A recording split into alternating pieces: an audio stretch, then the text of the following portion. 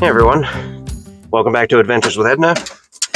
I'm Chris, and today we're multitasking. If you remember from the speedometer video that we just did over at Petty's garage, we had to steal one of, I thought it was going to be able to work without taking this switch out. We had to steal one of the voltage reducers from the oil pressure gauge and use it to make the fuel gauge work, which has been great. Thank you to Daniel for hooking us up on that.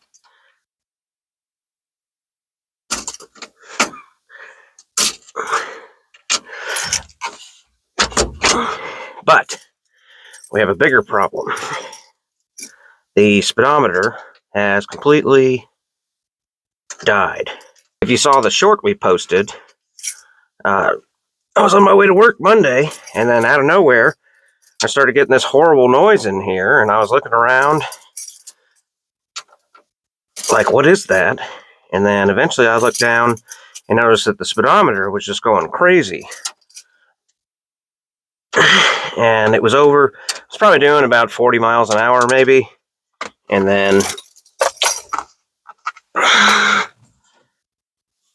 get that out of the way. But the speedometer was showing that we were doing somewhere between 70 and 110, which was clearly not accurate.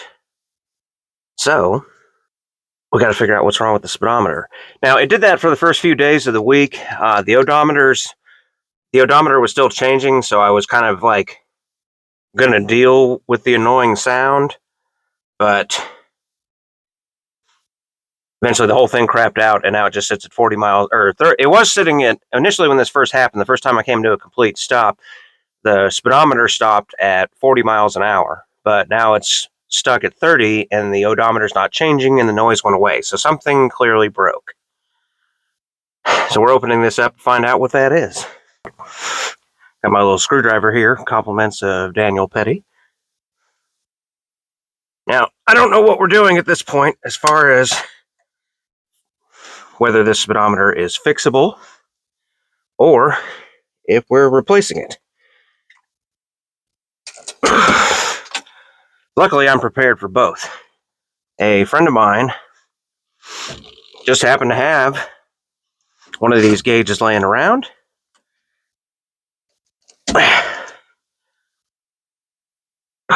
And said I could have it. So I got a whole complete cluster. This thing does not want to come off. So if this one is broken beyond repair, we can put the other one in. The only disadvantage with the other one is one, well, it needs a little work. This one did when I first bought the truck. I cleaned up the original faceplate and repainted the needle and got it looking nice. The other one kind of needs the same treatment, but unfortunately, the numbers look terrible. All right, moment of truth, in theory. Is there pieces in here? No. So what happened to it?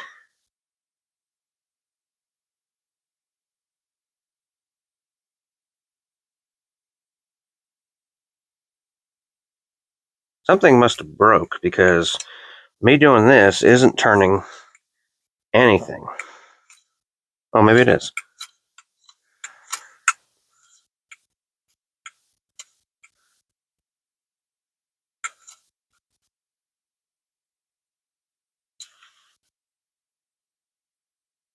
Well, let's just bend this back down to 0.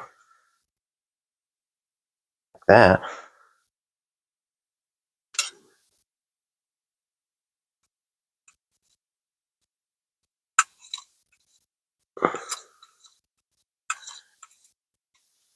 Well, I guess it's still working to some extent. It does look a little gummy, like right in here. That looks like it needs to be cleaned. It's sticky.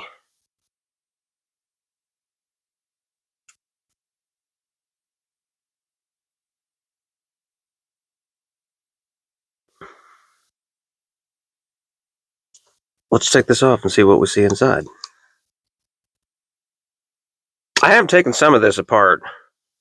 Like I said, when we redid the interior, we didn't want to have nasty looking gauges. So let's take this cover off and see if we can see anything.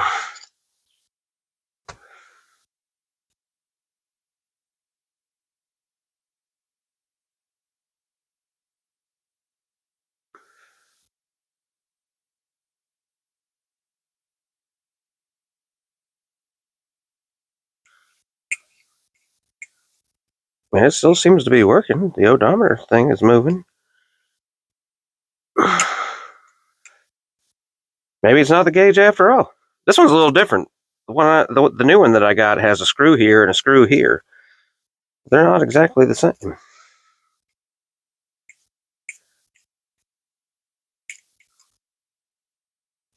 Maybe the gauge isn't broken after all, which would be nice.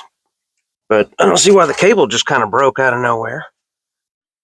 Let's get in here for a minute. I gotta clean this out in here. A bulb broke or something, and then there's little pieces of trash in here. We'll get in there with the vacuum. Get rid of that crap so it'll be nice and clean. We're gonna put the battery cable back on real quick and see if the speedometer cable's turning.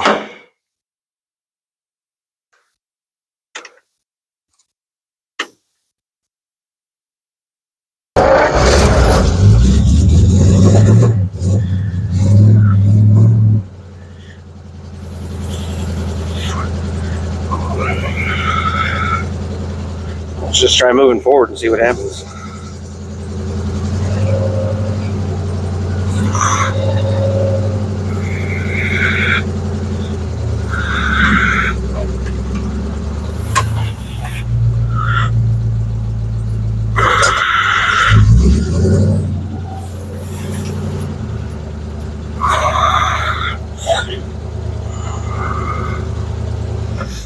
Doesn't appear to be moving. Let's try going a little faster. See what changes, if anything. Well, I guess for as crazy as it was acting, turns out it was the cable after all, which just seemed super weird. Because it's not moving. As you can see, we're probably doing about, I don't know, 20 miles an hour. But the cable, I'm trying to keep this steady, but it's a bumpy road. But you can see the cable's not spinning at all. So I guess we need a cable. So I guess to some extent that's a relief because we don't have to do all that delicate surgery that I thought we were going to have to do, which is good. So we'll just take a quick little cruise, and then we'll start putting stuff back together, and we'll go ahead and hook up that voltage reducer.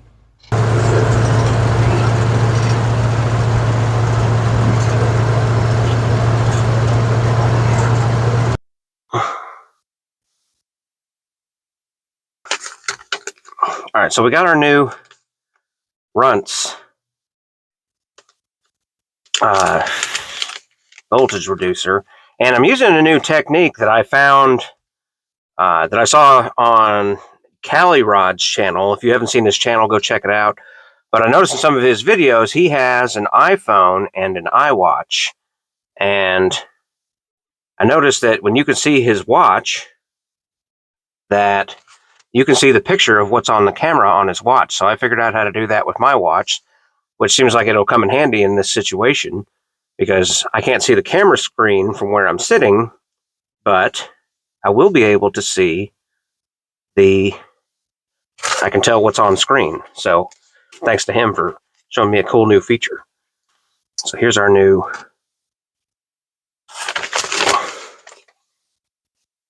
deal. And we have our new instructions, which we should totally ignore.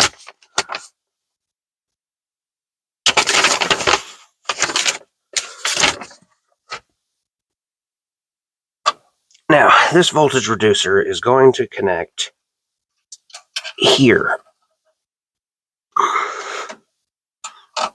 that. It's got a little contact on it here, so it's going to make contact down here. So we're going to put that on like so. And we have our little nut.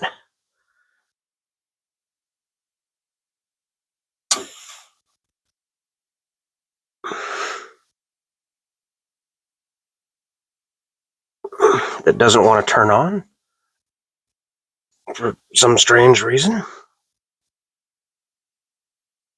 Let's flip it over and see if it's any different. Maybe we hit something.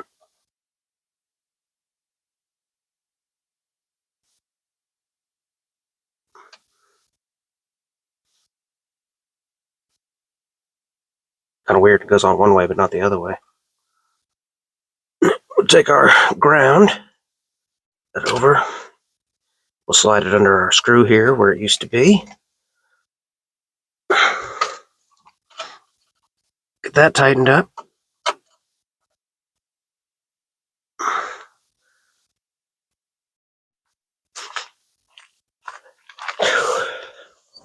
Alright, let's tighten this one up.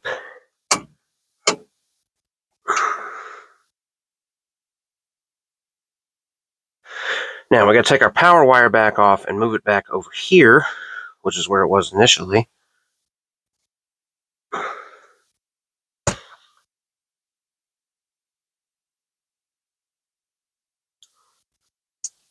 So we'll take this one loose.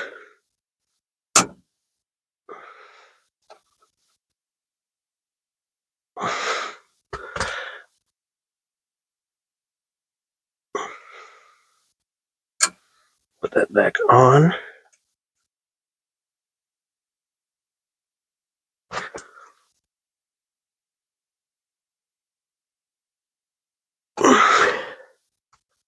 We definitely put that on in the wrong place there, because it totally bypasses the gauge if you do it that way. So we're going to pull that one back off and move the jumper from there to here.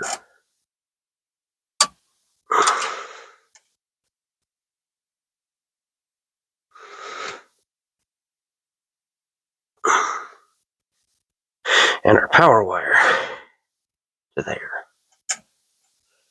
Put our washers on.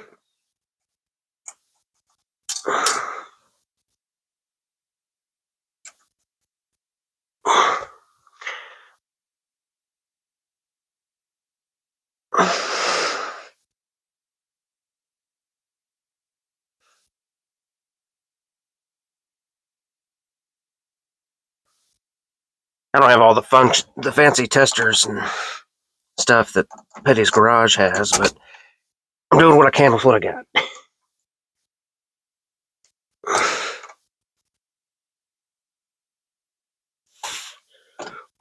I probably should have let him finish this to ensure no screw-ups. Wiring is not my forte.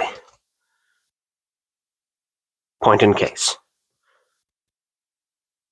Alright, let's flip this up and find out what happens if our gauges get turned on. Alright, everything's back where it should be. Turn our key on. Our gas gauge is working. Temperature gauge is working. Let's find out what happens if we start the truck. Put it in neutral, of course, first.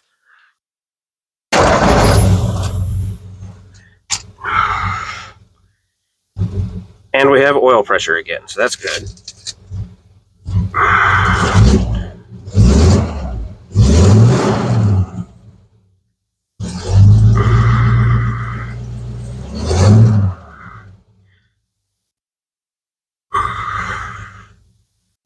Alright, we're going to go back to the speedometer now and see.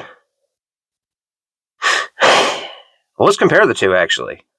Since we have two different gauges and both of them are out, let's take a look and see if there's differences. So these things are actually not quite the same. It's probably a difference in year. But if you look at them, This one has little tabs right here that hold the face on. This one has little screws that hold the face on. Other than that, they basically look the same from the outside, but the backs look totally different.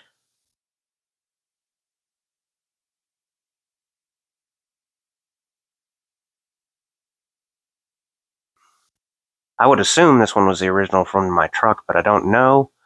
And this one, I don't know what year it came off of, so I'm not 100% sure. But it would have to be, if mine's the correct one, this would have to be the early style, because mine's a 50, and in 51 they changed to a completely different set of gauges.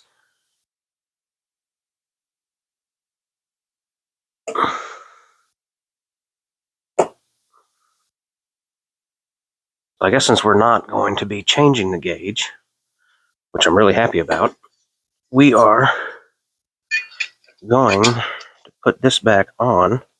The other one doesn't even have this little cover.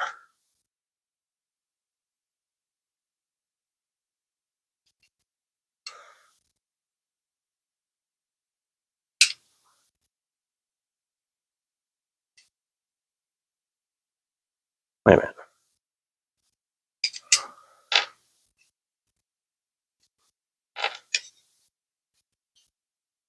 Well, that's interesting, because this is the little oiler hole. But once you put this screw in, you can't see the oiler hole anymore.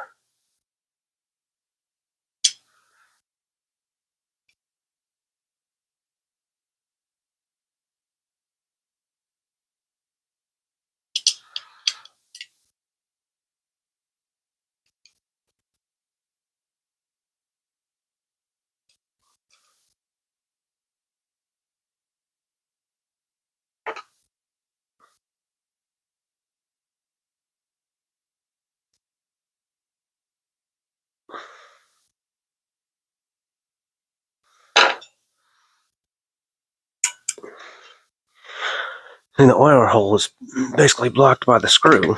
But in this one, which doesn't have that little plate, the oiler hole is visible all the time, except this one's full of crud.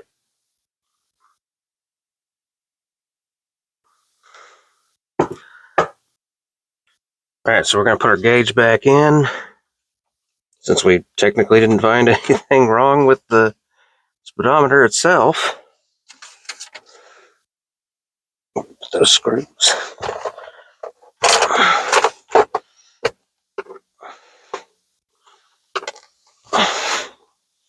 We're going to put this washer back on real quick, because I noticed when I was inside I only had one washer instead of two. So we're going to put that on real quick. Apparently it fell in the cup holder, or I left it in the cup holder one. I'll leave that up to you to decide. Put our bulb back in. What is that? 57.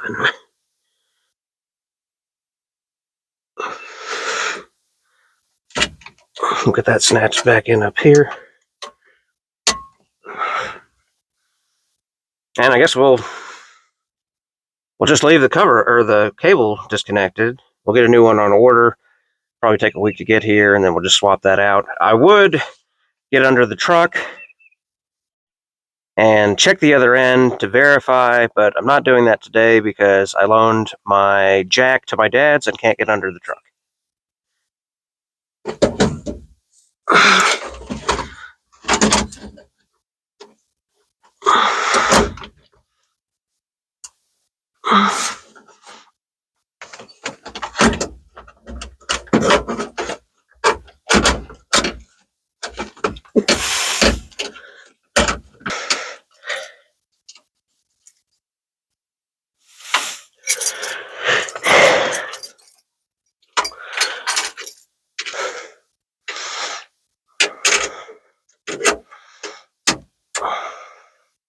Reconnect our battery, and then we'll start it up again, make sure everything's good.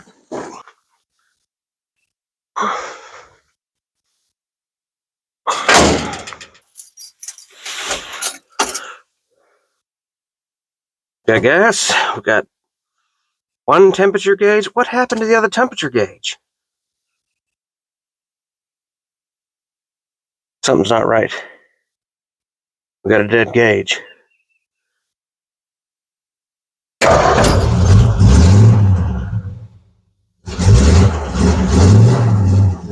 That's weird.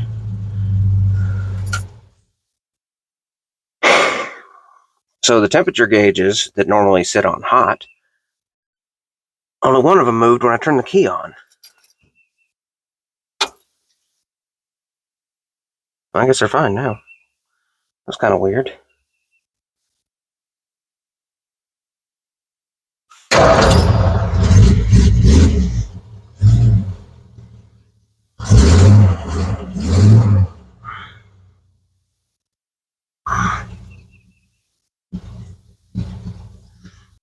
So this project went a little differently than I thought it was going to. Thankfully, I didn't have to start tearing apart speedometers because I was really kind of dreading that, something I hadn't got into before. It's kind of a delicate area. Thanks again for Cali Rod for inadvertently showing me his camera technique with the watch. I thought that was really cool. Thank you to everyone for watching. We are almost at 1,000 subscribers. We're getting really, really close now. I know Chance is really excited. We've been kind of watching the numbers lately. If you haven't subscribed, please do that. If you want to see more content like this, Chance will be back next week. I have hopefully a good video planned. And thanks for watching, and we'll see you in the next one.